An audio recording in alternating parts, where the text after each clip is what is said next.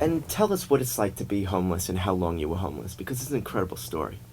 I was homeless for about a year. It's a vicious cycle. You know, I moved out at 15 because my dad was abusive, and I was like, wait, I don't have to go live in a cabin with somebody who's mean to me. I could just go live in a cabin. And I knew statistically girls like me end up repeating the cycle they're raised by. So I knew statistically I should end up in an abusive relationship. I should end up on a stripper pole, in a ditch, on drugs. And I wanted to try and avoid being that statistic.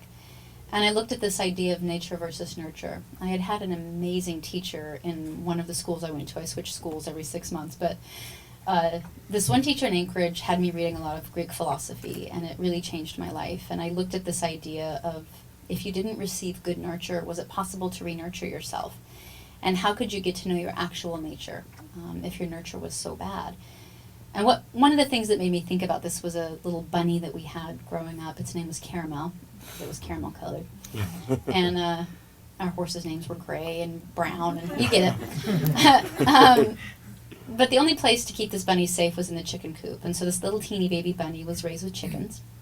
And it thought it was a chicken. I don't think it had any idea it was a bunny. It would, like, peck at its food. It didn't, like... I think I just did a bunny impersonation. You're welcome. It would peck at its food, and it did, like, a funny, like, waddle hop. It didn't hop like a normal bunny. Like, all it had was chickens around. And when it grew up, it actually would sit on the nests for the hens and lay and hatch eggs, not lay eggs. It would hatch eggs. It would be a miracle of science. And it was really cute to come into the barnyard and see this bunny laying on a chicken nest with these little yellow chickies, you know, coming out from under its belly. But when I moved out at 15, I was horrified by the thought, because I was like, what if I'm a bunny that was raised by chickens and I'll never get to know my bunny nature? And so it set me off on a journey in my life to say, if happiness wasn't taught in our homes, was it a learnable skill? And could I learn how to be happy?